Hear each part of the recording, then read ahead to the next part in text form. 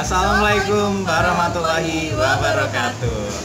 Kali ini saya Hamzah Nata bersama Mbak Haka.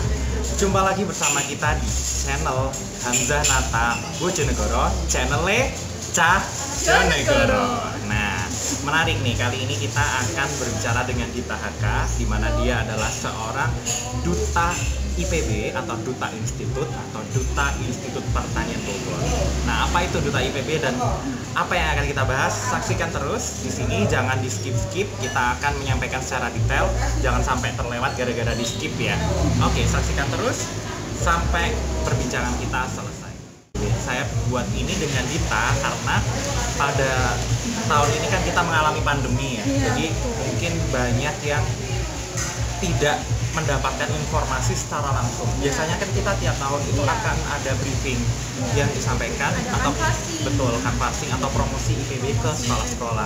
Tetapi tahun ini kita kan nggak bisa ya.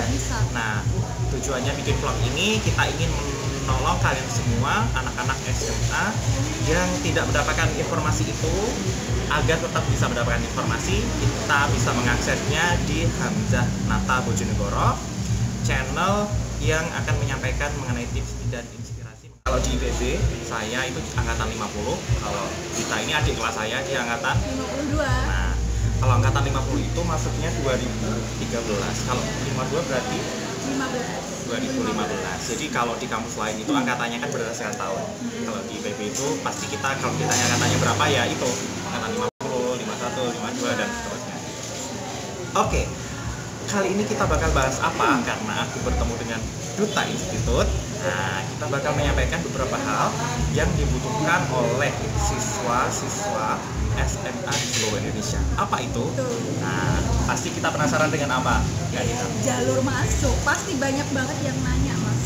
Yang DM, Kak gimana sih cara masuk IPB? Gini-gini. Pasti banyak banget pertanyaannya, Mas. Oke. Nah, sebelumnya karena kita pengen tahu jalur masuk IPB melewati Duta Institut ini, kita pengen tahu nih sebenarnya Duta Institut itu apa sih? Jadi Duta Institut itu sebenarnya adalah duta yang diangkat oleh rektor sendiri. Jadi dia ada di bawah SK Rektor, Mas. Dan dia kerjanya itu di bawah Biro Komunikasi IPB. Jadi memang secara resmi ya, di sini kan sebenarnya tugasnya banyak banget. Selain kita mempromosikan IPB lewat seperti school visit atau seminar-seminar, kita juga mendampingi tamu-tamu yang datang, kayak tamu-tamu internasional, terus teman-teman sekolah yang datang ke IPB, dan kita menjelaskan semua tentang IPB. Oke, jadi Duta Institut ini sangat cocok sekali. Saya berkolaborasi dengan Dita ini karena pengetahuannya banyak banget mengenai IPB pastinya, dan nanti akan kita korek bagaimana sih sebenarnya cara masuk IPB yang mungkin banyak orang masih belum mengetahui, atau mungkin ada yang berpikiran aduh masuk IPB takut apa gimana gitu. Nanti kita akan korek. Nah, yang pertama, sebelum masuk IPB pasti kita berpikir kenapa sih sebenarnya harus masuk IPB? Menurut kamu gimana? Kalau menurut aku sendiri, kenapa kita harus masuk IPB? Pertama, karena IPB itu merupakan universitas, ya kan? Universitas tapi khusus untuk pertanian. Jadi kalau teman-teman yang memang tertarik dengan jurusan-jurusan yang ada di pertanian, memang harus milihnya di IPB. Sendiri kalau di Indonesia, IPB udah masuk 3 besar kampus terbaik, ya kan? Terus kalau di dunia, menurut THE atau Times Higher Education, IPB itu sudah termasuk 77 peringkat kampus terbaik di dunia, Mas. Di dunia ya? Di dunia. Dan kalau kita misalnya ngomongin soal pertanian, kehutanan, peternakan, pasti IPB itu selalu jadi nomor 1 di Indonesia. Betul. Jadi mengenai pangan, pertanian, pokoknya bidang yang terkait itu pasti IPB nomor 1. Karena awalnya IPB itu berdiri memang berbentuk institut yang khusus untuk pertanian. Oke, jadi kenapa kita masuk IPB itu banyak sekali alasan, dan mungkin kalian punya alasan sendiri mengapa harus masuk IPB. Nah, selanjutnya aku tuh pengen tahu sebenarnya kira-kira menurut kamu kriteria untuk masuk IPB itu apa aja ya? Kalau menurut aku sendiri sih nggak cuma soal nilai ya, Mas. Kayak biasanya kan kalau jalur masuk kita kan lihat nih nilai rapornya atau nilai dari ujiannya gitu kan. Tapi di IPB ini unik karena IPB nggak cuma lihat itu aja. IPB juga lihat leadership misalnya, karena leadership sangat penting kan, Mas, ya, untuk kehidupan sehari-hari kita, untuk organisasi, untuk kehidupan kerja. Nah, maka dari itu di IPB juga ada jalur OSIS. Bahkan di IPB pun melirik hafiz-hafiz Quran. Jadi nggak cuma bidang akademik saja, tapi bidang-bidang yang lain seperti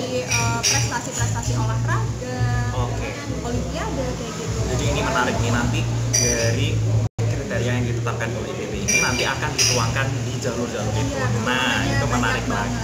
Oke, kita nanti akan lihat jalur apa saja sih sebenarnya yang bisa kita tempuh agar kita bisa masuk ke IPB. Nah, kalau di IPB itu sebenarnya ada berapa fakultas dan ada berapa jurusan? Jadi ada 9 fakultas, 2 sekolah, terus ada 39 program studi dan 17 program akhir. Oke, jadi program studi itu masuknya nanti ke S1, kalau program keahlian itu di vokasi. Oke. Nah, sekarang ini berapa sih sebenarnya jalur masuk IPB itu ada berapa? Oh, ada banyak banget. Ada, kita nanti dibagi dua ya, sarjana sama yang vokasinya. Oke. Nah, kalau sarjananya sendiri yang paling umum ini pasti yang teman-teman semua udah tahu ada dua, ada SNMPTN dan ada SBMPTN. Untuk SNMPTN sendiri ini 40% dan ini lebih tinggi daripada universitas lain karena IPB memang pengen memaksimalkan di situ gitu. Terus untuk SBM-nya juga sama 40. Nah, sisanya itu jalur mandiri. Nah, mandiri di sini tapi nggak cuma yang tes itu Mas, jadi bisa juga ada jalur yang kayak prestasi dan jalur-jalur yang lain. Untuk jalur mandiri IPB itu dibagi oleh jalur apa aja? Banyak, jadi aku jelasin satu-satu ya. Oke. Kalau yang jalur tulis mandiri itu, jadi teman-teman bisa ngambil tes di IPB atau kalau teman-teman mau pakai nilai SBMPTN, itu teman-teman bisa. Jadi kalau misalnya teman-teman udah pede nih sama nilai SBMPTN, misalnya kayak udah tinggi kayaknya bisa nih buat masuk buat IPB, ya udah kita pakai nilai itu aja juga bisa. Tapi kalau teman-teman nggak pede, teman-teman bisa ngambil tes lagi yang ada di IPB. Oke. Tapi syaratnya memang harus teman-teman yang misalnya kalau 2020 ya udah berarti lulusan 2020. Jadi untuk teman-teman yang lulusan 2018, 2019 harus ngambil tes lagi. Oke. Terus yang kedua ada jalur apa lagi? Teman-teman sebenarnya bisa lihat juga di webnya IPB di admisi.ipb.ac.id. Ini sebenarnya lengkap banget. Cuman nanti aku bakal ngejelasin sedikit ya biar lebih detail, gitu ya. clear juga. Jadi tadi kan udah nih ada jalur prestasi internasional dan nasional atau PIN ya. Atau PIN. Nah, ini menarik sekali. Kenapa? Karena ini bagi teman-teman yang misalnya nggak lolos di mandiri, nggak lolos di SBM, SNM, tapi punya segudang prestasi, teman-teman bisa masuk sini. Sedangkan kalau teman-teman punya prestasi di bidang karya tulis atau olimpiade kimia, biologi, fisika, matematika, teman-teman bisa daftar di sini, baik itu internasional maupun nasional. Betul, berarti kalau dapat kejuaraan di bidang tertentu, terutama di lingkup nasional ataupun internasional, itu bisa lewat jalur PIN ini. Betul. Nah, tapi nggak cuma itu Mas.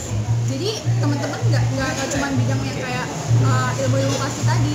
Jadi kalau teman-teman punya prestasi bidang hafiz nih, kalau teman-teman bisa menghafal 1 sampai 15 juz, itu masuknya prestasi nasional. Sedangkan 16 sampai 30 juz itu masuknya internasional. Oh, begitu. Oke. Dan yang terbaru ada jalur pramuka. Jadi teman-teman yang punya prestasi di bidang pramuka bisa juga masuk di sini di PIN atau prestasi internasional dan nasional. Tapi ini memang baru untuk kawasan Jawa Barat. Jawa Barat, berarti untuk jalur pramuka itu bagi kalian yang ada di wilayah Jawa Barat bisa mendaftar jalur ini ya. Oke. Mungkin kedepannya ya untuk se-Indonesia masih mungkin berproses kali ya. Oke, next selain itu ada jalur apa lagi? Kalau dari kita lihat di sini ada jalur namanya jalur ketua OSIS. Nah, Oke, ketua OSIS ini memang tapi untuk tahun itu ya, misalnya kalau teman-teman masuk ke 2020 ya berarti memang harus lulusan 2020, nggak bisa untuk lulusan 2019, 2018 nggak bisa. Berarti harus fresh graduate ya. Betul.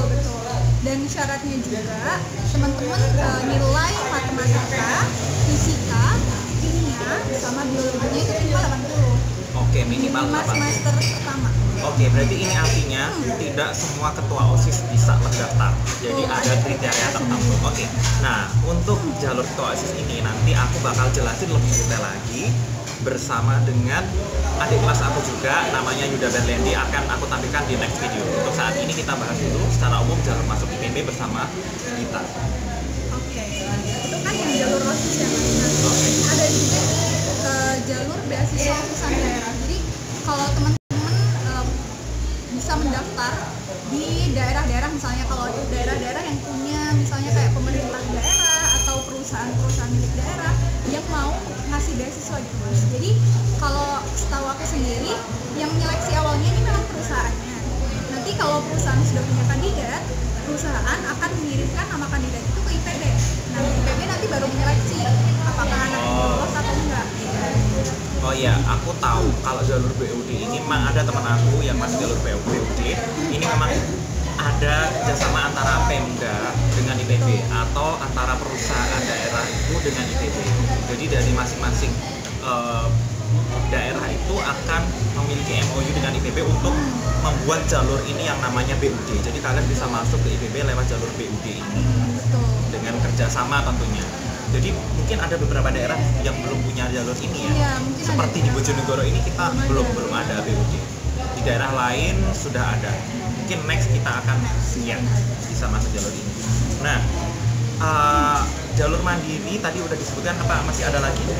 Udah ada kalau sarjana Udah itu aja. Oke. Tadi yang kita jelaskan adalah jalur masuk IPB untuk S1. Nah, sekarang kita ingin tahu nih untuk vokasi IPB itu jalurnya ada apa aja? Oke, kalau vokasi IPB itu sebenarnya hanya ada 3. 3 jalur ya? Iya, Oke. ada 3 jalur. Yang pertama itu ada jalur USMI atau ujian seleksi masuk IPB. Ujian seleksi masuk IPB. Nah, ini untuk teman-teman yang ingin masuk ke vokasi atau ya vokasinya IPB. Nah, itu sebenarnya sama sih kayak SNPTN. Jadi jalur undangan itu masuk pakai nilai rapor waktu sekolah. Oh, jadi ini semacam SNMPTN undangan tapi dia khusus untuk ke vokasi. Vokasi, betul. Nah, terus kalau semisal teman-teman jalur USMI tapi ternyata nggak masuk, bisa UTMI atau ujian tulis mandiri berbasis komputer tapi untuk vokasi. Oh, jadi ini semacam SBMPTN-nya Betul. vokasi IPB. Oke. Tapi ini jalur ini khusus untuk masuk IPB aja ya? Iya. Oke. Terus ada apa lagi? Yang terakhir ada BUD sama kayak BUD. yang tadi. Oh, jadi untuk BUD itu kita bisa masuk ke S1 atau ke vokasi. Bisa. Oke. Dua-duanya tinggal milih yang mana. Jadi itu tadi gambaran mengenai jalur masuk IPB baik S1 maupun vokasi. Nah, kenapa dulu itu disebut diploma, sekarang kok jadi vokasi ya? Jadi gini, kalau diploma kan kita taunya dia kuliahnya 3 tahun ya. Tapi kalau vokasi ini kuliahnya 4 tahun dan nanti dapat gelarnya sarjana terapan. Oh, SST ya? Ya, Oke. jadi nggak perlu tuh yang namanya apa ya? Ekstensi. Iya, ekstensi karena udah nggak buka lagi ya sekarang ekstensi. Jadi karena memang di IPB itu seangkatan aku itu setahu aku udah nggak buka ekstensi sih memang. Jadi dari diploma untuk bisa mendapat gelar sarjana itu kan harus nambah 2 tahun lagi atau namanya ekstensi atau jenis. Tapi ternyata itu udah nggak bisa karena sekarang IPB sudah membuat jalur itu jadi vokasi. Artinya mereka juga sarjana tapi namanya sarjana terapan. Oke. Nah, itu tadi mengenai jalur masuk IPB ini aku bakal bacain karena kemarin ada request pertanyaan. Kira-kira apa benar sih dari masing-masing daerah itu ada kuota, sama masing-masing SMA itu ada kuota sebenarnya berapa yang bisa masuk ke IPB? Gitu. Kalau sepengetahuan aku nggak tahu sih Mas ada kuota apa enggak. Tapi kalau setahu aku memang tiap provinsi tuh ada perwakilannya sendiri. Tapi untuk kuotanya aku kurang tahu. Oke, jadi sebenarnya di IPB itu dari Sabang sampai Merauke itu hampir ada. Karena aku sendiri kan alumni IPB juga, aku tahu pas waktu di asrama itu kita memang ini ya Bineka Tunggal Ika Bineka sekali. Tunggal Ika banget. Jadi satu kamar itu kan kita ada 4 orang dan itu ada berbagai daerah. Pasti dalam satu kamar itu berbeda. Pasti berbeda provinsi. Nah itu mungkin kita bisa ngambil kesimpulan memang kita merata ya, dari masing-masing daerah itu akan ada perwakilan yang masuk IPB. Lalu untuk dari SMA gimana? Kalau dari SMA, sepengetahuan aku memang IPB itu ada namanya PERAKS. Jadi PERAKS itu semacam gitu, kayak pemeringkatan SMA tapi berdasarkan IPB sendiri. Jadi internal ya. iya, internal. Jadi IPB itu menilai alumni dari SMA tertentu bagaimana alumni itu kayak prestasinya waktu di kuliah kayak gimana, IPK-nya kayak gimana. Dan itu bisa menentukan adik kelasnya berapa yang bisa masuk ke IPB. Betul. Jadi memang teman-teman yang jalur perak ini memang lebih besar peluangnya karena kan sudah apa ya? Sudah memiliki track record yang bagus lah ya. Oke, iya. Soalnya memang aku sendiri juga ngalamin dari SMA 2 Bojonegoro. Nah dulu kakak kelas aku itu banyak banget yang masuk IPB, kedokteran hewan, teknologi pangan dan lain sebagainya. Tapi waktu di zaman aku itu tuh satu angkatan cuma aku yang keterima dan aku masuknya ke pilihan kedua. Padahal waktu itu aku lumayan bagus nilainya, tapi aku nggak keterima di pilihan pertama, aku masuknya di pilihan kedua. Nah, aku nggak tahu nih, mungkin karena ada beberapa kakak kelas yang mungkin penilaiannya menurun atau apa, tapi yang jelas setahu aku di Bojonegoro itu dari masing-masing sekolah itu rata-rata yang masuk IPB itu antara 1 atau 2. Ada juga yang 3 tapi itu jarang banget. Mungkin itu bisa kita lihat bahwa itu sebenarnya mungkin kuota juga yang ditetapkan mungkin ya, itu hanya berdasarkan pengalaman kita ya. Nah, kita udah bahas tadi mengenai jalur-jalur masuk IPB, tapi mungkin ada beberapa yang masih bingung bisa komen di bawah ini.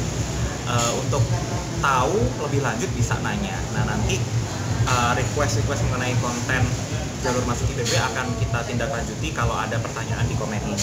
Nah, sebelum kita mengakhiri perbincangan ini, aku pengen nanya, pesan apa yang ingin kamu sampaikan kepada mereka nih, anak-anak SMA yang memiliki cita-cita masuk IPB, agar mereka itu bisa sukses dan masuk IPB itu apa?